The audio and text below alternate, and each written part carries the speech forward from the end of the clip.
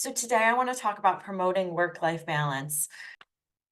All right, so let's just talk a little bit about what work-life balance is, why we're talking about it. The definition of work-life balance is effectively managing time and energy to prioritize both work-related commitments and personal pursuits. It sounds lovely, but I don't know if I've ever met anyone who says that they couldn't improve upon their work-life balance. 42% of employees say they would leave their current job for one that offers better work life balance. And 20% of employees feel worldwide feel that their work life balance is satisfactory. So, what that means is 80% of worldwide employees feel that their work life balance is not satisfactory, which I think is a very interesting. 80% of employees also say that they would be more loyal to their employers if they had flexible work options. So it's really tricky. We all know that COVID changed the world. Working from home, having more flexibility changed the world for the good and the bad.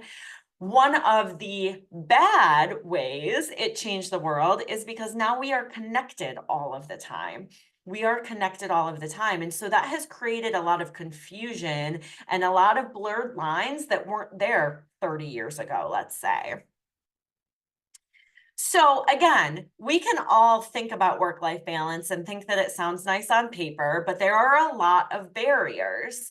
I already mentioned the fact that we are connected all of the time. And one of those barriers of being connected all of the time is not knowing what's expected of us. So, is it expected of me to answer an email at 9 o'clock at night? Or is it okay that I leave that email until tomorrow morning?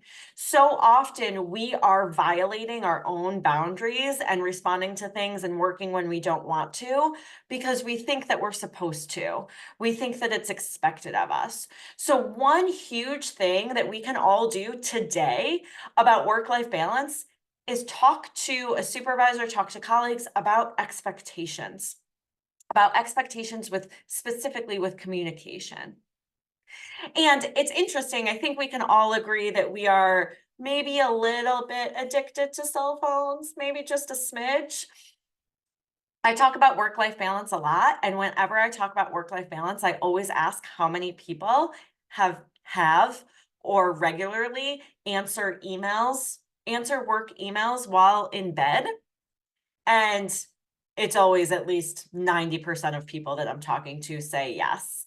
And what's even more fascinating than that is that when I say, okay, we need to all stop answering emails in bed, people are like, no, I can't do that. I can't do that. So, one of the barriers to work life balance is actually us.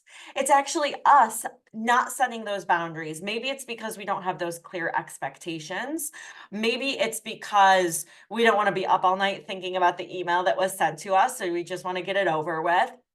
Maybe it's because we're just a smidge addicted to our cell phones. But that's a huge, huge barrier. Some other common barriers to work-life balance is a workload imbalance. If if we're just simply overworked, a lot of us are experiencing staffing issues. So if there's not enough staff and then we're overworked, that's a huge, huge barrier. Lack of boundaries. I already mentioned this with the answering emails in bed. We have to hold ourselves accountable. We have to first decide, what boundaries do I want? What boundaries are reasonable in my job? What are my expectations in my job? If I'm able to not answer emails at 9 o'clock, I'm not going to do it. And then what are the boundaries that I want to implement and how do I hold myself accountable to that?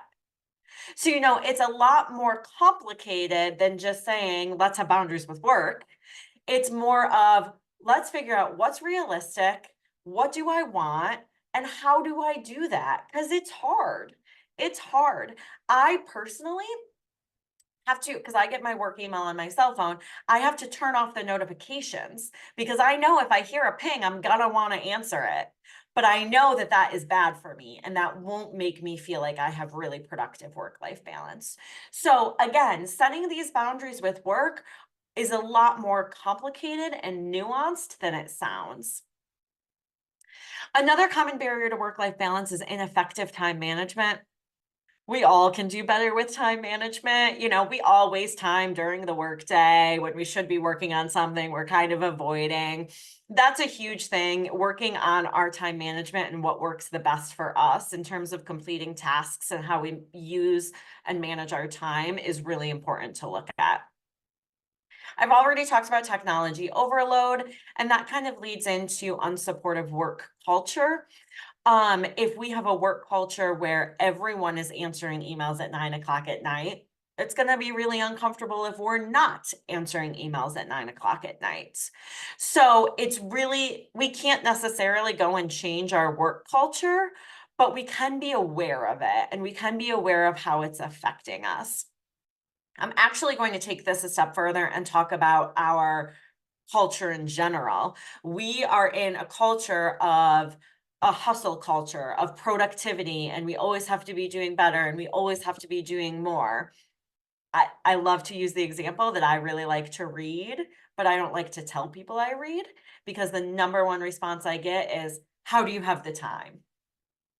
Which is kind of offensive. So again, if we are in a work culture that is very much overwork, overwork, overwork, it's important for us to be aware of that, how that's affecting us and how we can interact with that. I already discussed the unclear expectations and that we really need to clarify those expectations and what's realistic within our jobs. But I think it's important to note guilt is a huge, huge piece of things. We are often overworking because we feel guilty, and often we are the ones putting the guilt on ourselves, not anyone else. So if we are the ones putting guilt on ourselves, then we are the ones that can take the guilt off of ourselves. So it's really important to know, hopefully everyone wants you to have days off and everyone wants you to have work-life balance, just like they want to have their own work-life balance.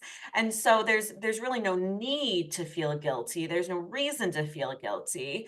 So it's really important to just be aware of how that guilt is driving our behaviors and how we cannot let the guilt drive our behaviors.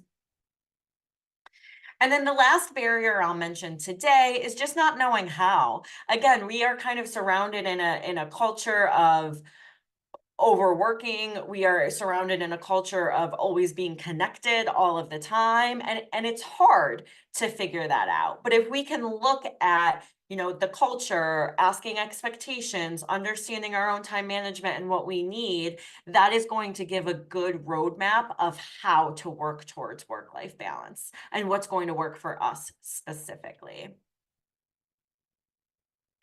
If we usually have a lot of folks from HR on these calls, so if you're working in HR, there are some things that workplaces can do, right? As much as a workplace is able to give flexibility, give flexibility. Um, some workplaces aren't able to do so, but in ways that we are able, let's see how we can do that. Another thing that workplaces can do is we can provide resources, time management resources, stress management resources, personal improvement resources. We can offer, again, I work for an employee assistance program, but we can offer an employee assistance program and encourage people to use that. I know a few workplaces that offer work-life balance assessments, not to read, but just to give out, here, take a look at this. You do it on your own, just for your own personal awareness. But it shows that we want people to be working on work-life balance. Providing training. Again, I'm biased because I'm a trainer, but providing training about work-life balance and how to manage this and what we can do is really, really valuable. And it's also important to lead by example. This goes into the workplace culture and expectations. Unfortunately, I see a lot of time workplaces saying that they promote good work-life balance and having good intentions of wanting to promote good work-life balance, but all executives, people in leadership are overworking and answering emails at all hours of the night and things like that. And that's not leading by example. And it's really important to lead by example when we want to promote work-life balance. So what can you do? First of all, we need to recognize that could our workplaces always do better with certain things? Of course, absolutely. But at the end of the day, there's a lot that we have control over that is going to help us with our work-life balance. So the first thing is we can practice time management. A big piece of practicing time management is figuring out what works for you. So for example, I am the most productive between 7 a.m. and 10 a.m.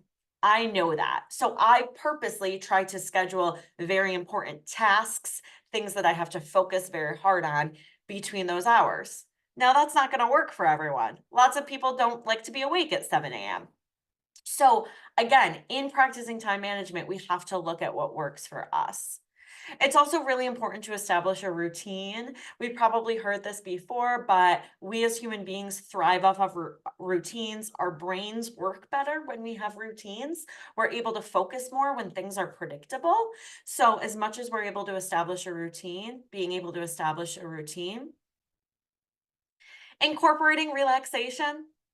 Are we going home from work and looking at our emails, or are we going home from work and trying to relax and trying to spend time with our families? A huge important thing to note is that scrolling on our phone is not relaxation.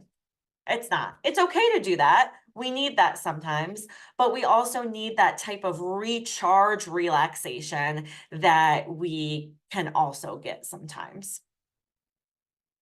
We can set boundaries between work and personal life. Again, some of this is going to be job dependent on what's expected of us and what's realistic in our jobs.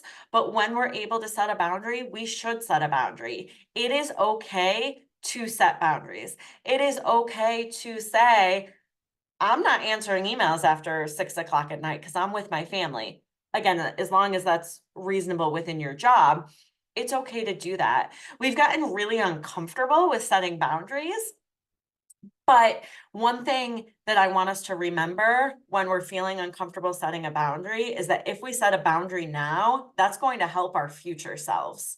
If I set a boundary now, that's going to help me not be frustrated later and overwhelmed later and, working so hard that I'm running myself ragged and getting sick. That's going to help my future self. So whenever we're feeling uncomfortable setting boundaries, keep that in mind and that might help motivate you. It's also important to communicate our needs, obviously within reason, but oftentimes there's things that workplaces can do that we're simply just not asking for. For example, if we need to, leave 30 minutes early on Tuesdays to pick up our kids, lots of workplaces can accommodate that. We just need to ask.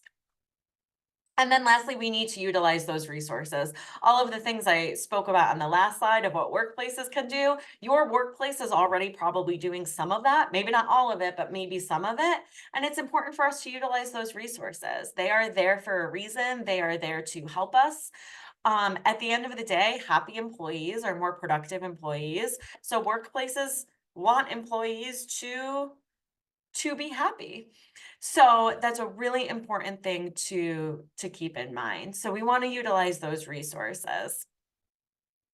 One last thing I'll say about work-life balance is it's not always going to be even. Sometimes work is going to take the priority and sometimes home is going to take the priority. And hopefully they can work together nicely when those things happen.